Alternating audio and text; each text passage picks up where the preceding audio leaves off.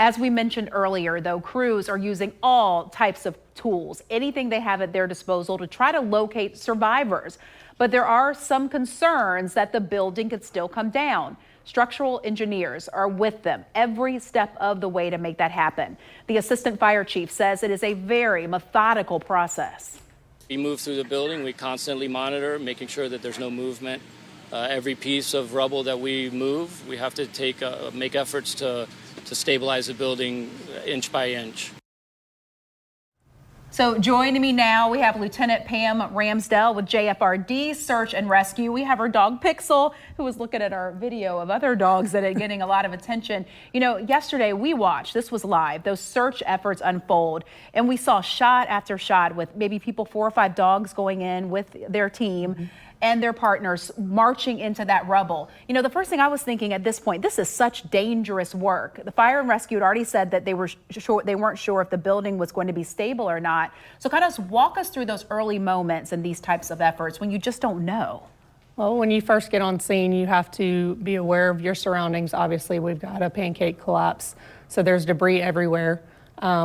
We're going to be looking for a structural engineer to kind of guide us in the right direction, make sure that we are going into safe areas, stable areas to a certain degree so that we can move on them. That's one reason we use the dogs, is because they're lighter, they're faster, their noses are incredible. They can find victims and kind of guide us where we need to start digging to help rescue those victims. So Pixel is literally your flashlight in that moment. Basically, yes. You're following her. Absolutely. I'll let her off lead and let her do her thing, and you can watch her as she's working, and you can tell as soon as she's in ascent that she's working and trying to get to the best location to pinpoint us to where we can start digging. And talk about that, because you said she is looking for someone who's alive. And at the point that this does go into a recovery mission, she is no longer needed. Right. So what does she do? How do you know that she hit something?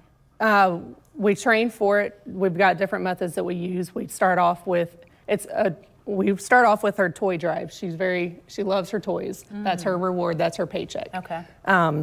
When she starts looking for victims, we'll do bark tubes and things like that, and then we start moving onto a rubble pile, and we start hiding in different locations in a pile that we have out of the training school. Okay. And different victims, doesn't have to be the same victim, which is perfect, and you can tell when she's in the scent, she starts circling and trying to get to the closest spot that she can. Wow. And just barks, and that's how we know that she's found somebody. Know. And that, I can only imagine, it's a beautiful moment. Yes, it is. I mean, at that point, do you go in, or is there another team that comes in? We will mark the location so that the next team that comes in, we will try to have a second dog that will also search, and as long as you have 2 dogs that pinpoint, you don't always need 2 dogs, but you can use 2 dogs to pinpoint the same location. There's so much coordination. I mean, in this, we talked about the infrared equipment, the heavy equipment coming in. You know, we even saw points where water, you know, they're in that garage and they're trying to find things.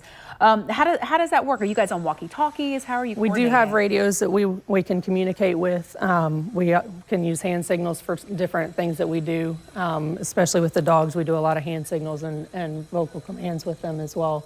But talking to our team, a lot of that's going to be via radio. Yeah, well, bless you, because I know this is hard work, and I'm sure right now for you, your heart is probably stopped just waiting to see what happens with this mission. Yeah. You think about 2 or 3 days they'll continue in this rescue effort? I would think so, yeah, at least 2 or 3 days. Okay, all right. Thank you so much for joining us. Thank you, Pixel. You were wonderful this morning.